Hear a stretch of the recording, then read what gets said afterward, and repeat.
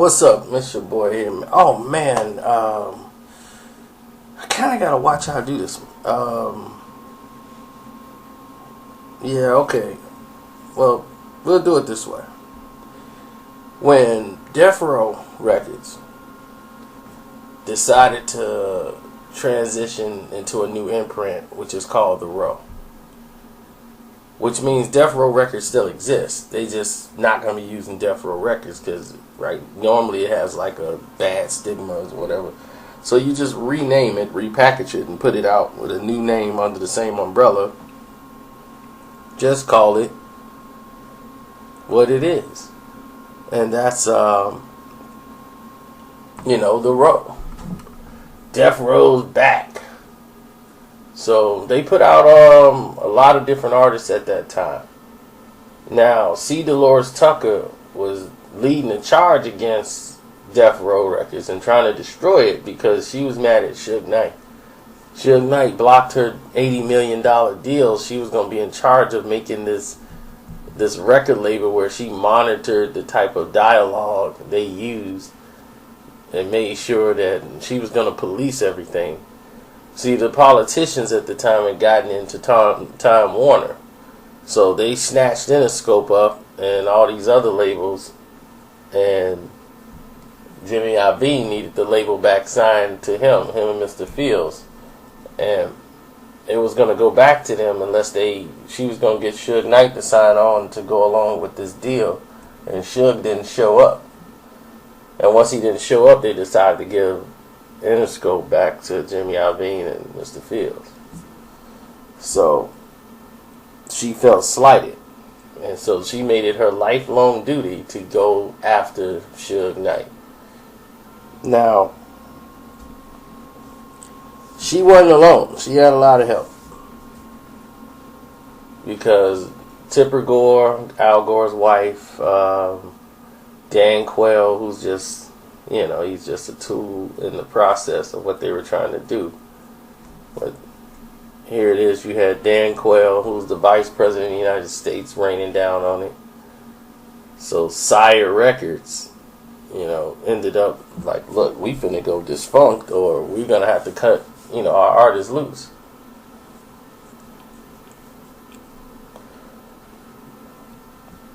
Now, Suge Knight was getting ready to transition, not just doing music anymore. They reached a deal with Jimmy Iovine and everybody else who was involved with Tupac's mother, and they got the release of Tupac's album and his music. You got To the End of Time, you got Better Days, and those were collaborative.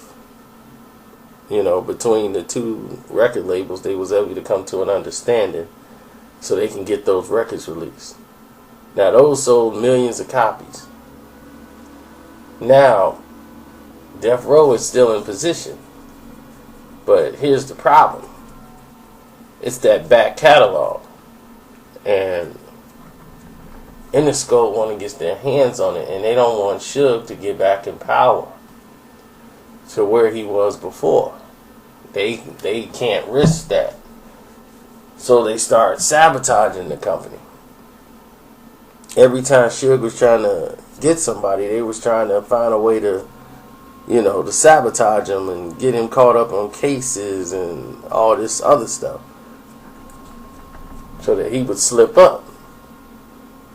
And then they try to incarcerate him and take away things from him every time, and have his artists caught up in limbo. When Suge was out, his artist was eating. I don't know why people think that they weren't. They were eaten and treated better than 90% of these artists who had records out. They had money coming in. They had things paid for. They had cars. They had apartments. They had homes, like condos. They had everything for them laid out. Stuff that these other record labels weren't even doing for you. See, a lot of people don't even know a lot of stuff about this industry, man, and they just paint Suge as the boogeyman. Not saying that he wasn't at times, but he was the boogeyman when he had to be. But sometimes it just went too far. Like, it's like, calm down. Like, it was a situation where, some of these artists, y'all don't understand. They try to get slick. This guy signed a publishing deal already, and talking about some, nah, I ain't signed nothing. I ain't with no artist. I ain't with nobody.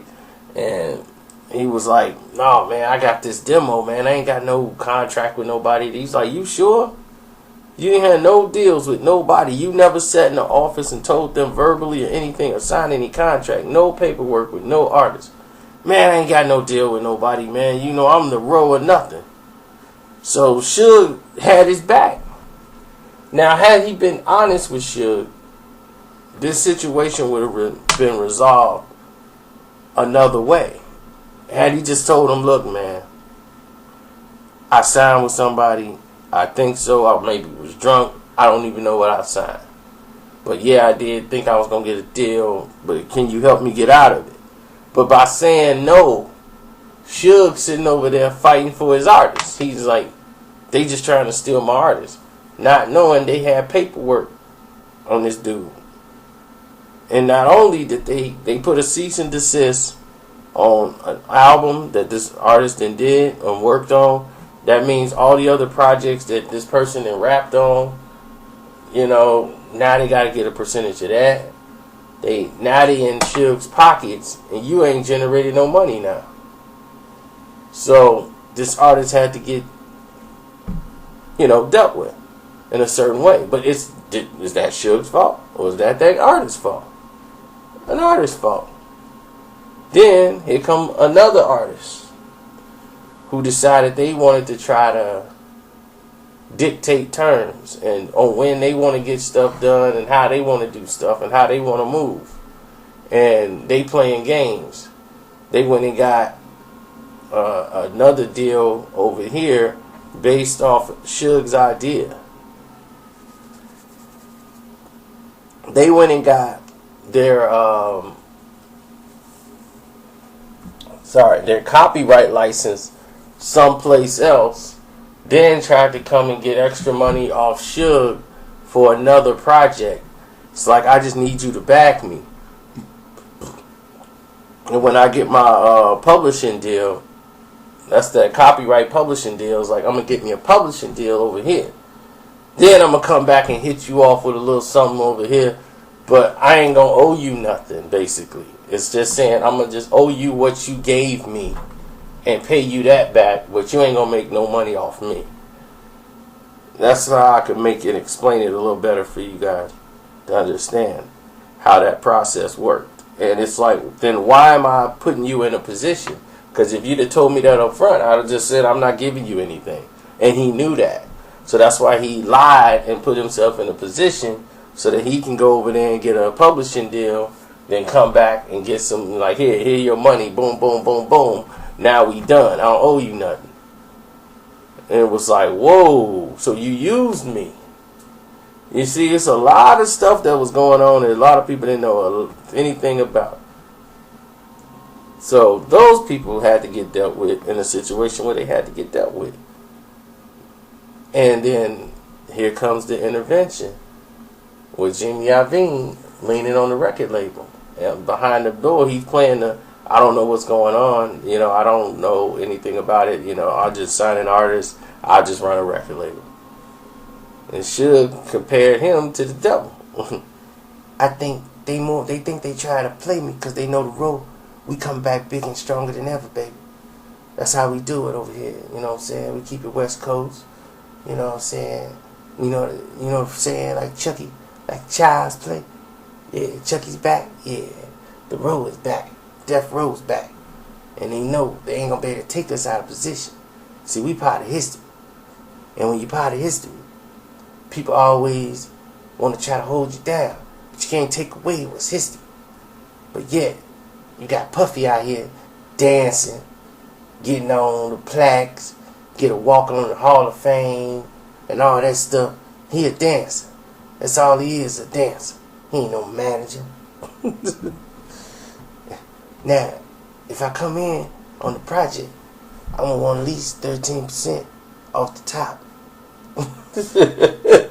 I mean, he'd come in with a whole thing, but he did not like Puffy one bit. He always go back to Puffy being a dancer, and that's all he is.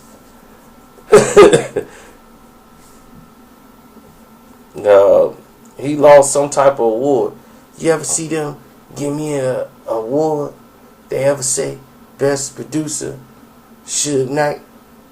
They don't ever say that. I done accomplished way more than Puffy. This man ain't sold no records like me. But it's alright though. I'm a gangster. I don't care about all that. But how he get awards and plaques over the artists, and he a dancer.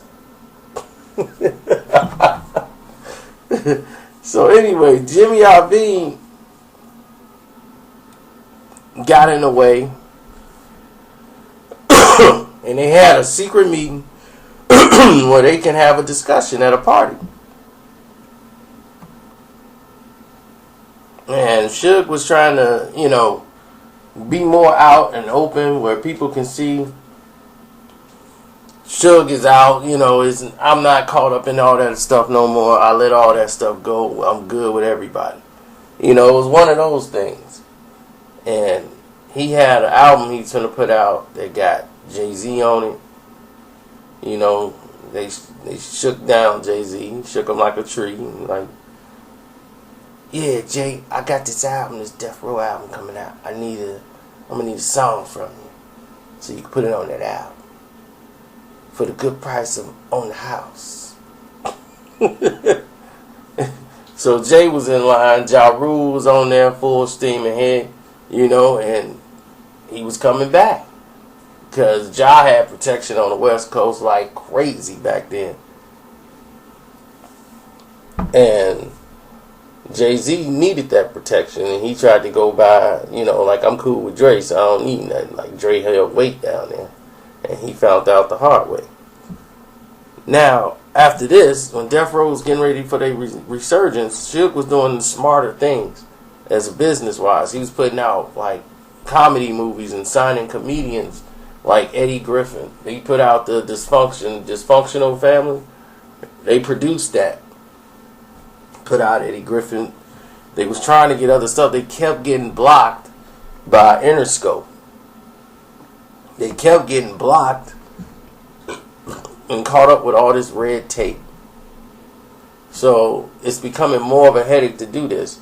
So now he's thinking, okay, let's fall back. We can't get our projects released. Nobody want to put it out. We can't get distribution. We can't get any type of marketing. Nobody wants to deal with us. So, this is how we're going to play it. We're going to switch the game up. So, Suge went into, like, sports management. Basically an extortion deal.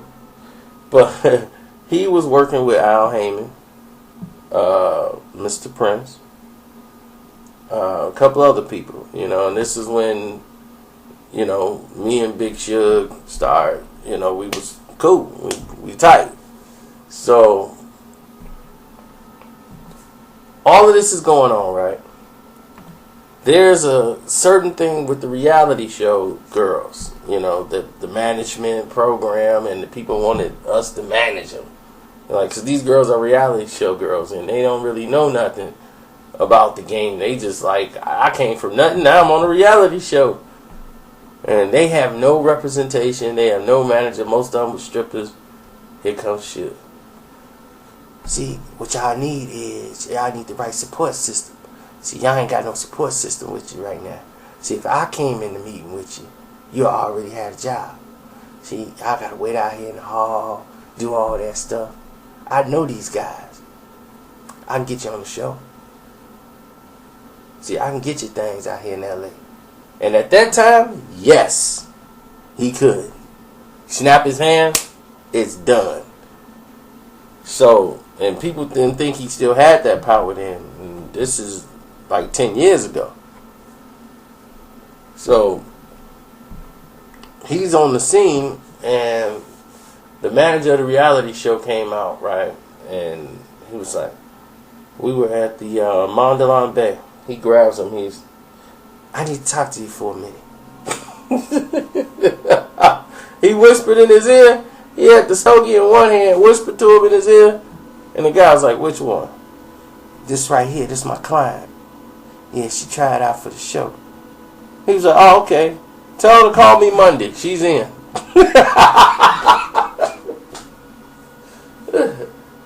Oh man. So Suge was in a lot of people's pockets back then, man. And I mean, in the entertainment field, and somebody started complaining like, Suge is leaning on me. We got to get rid of Suge. You know, he kind of hovering over me like I owe him something. I know he probably finna come for something. And then people was like, man, can somebody get Suge off my artist? And, you know, and all he's leaning on there, he's getting into this sports management thing a little too heavy. You know, and Suge just like, I'm just here to admire them. I'm just here to see the fights.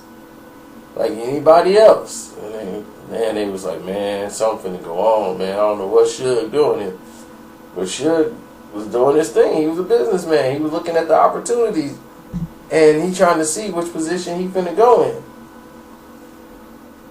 Now, when Suge made the position to try to go into sports management, and him and Jay Prince, all these other guys, they was gonna get a record label themselves and try to get a distribution in where they could start distributing stuff. But you got the FBI coming after them. You got all these people investigating Suge Knight for all kind of craziness. He can't really move and operate. So the government been on him forever. And standing on him for the smallest little things. And I'm saying, like, in the end, everybody who was on death row besides Dr. Dre, well, I guess you could say Snoop, but Snoop didn't make his money there, and neither did Dr. Dre. They didn't make anything from death row. They made their legacy and their name off death row music, but their money came elsewhere. Snoop made more money with No Limit Records than he did when he was at death row. He got a lot of gifts, but he had a trial that had to be paid for. He had a lot of lawyers and stuff that had to be paid for. That was millions of dollars for that trial. So that's where a lot of his money went.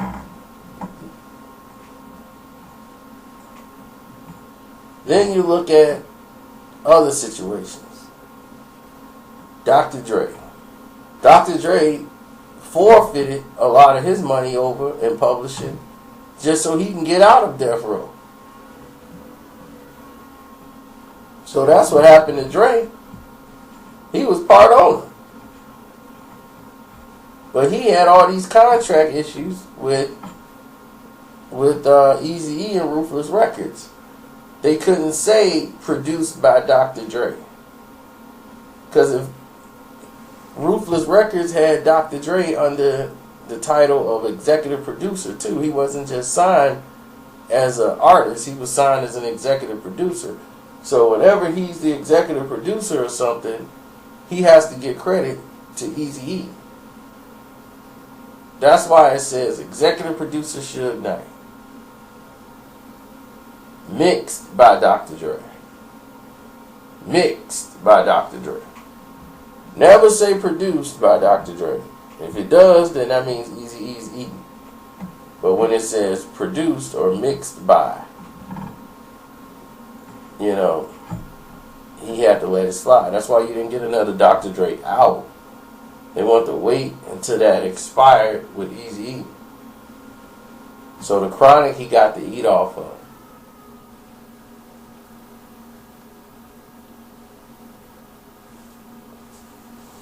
A lot of different trickery was done to try to minimize paying Eazy-E that money back. Now, the only people that made multi-millions of dollars and was able to keep it were Ted Fields and his family, Jimmy Iovine and his. Everybody else is either dead, in jail, or broke.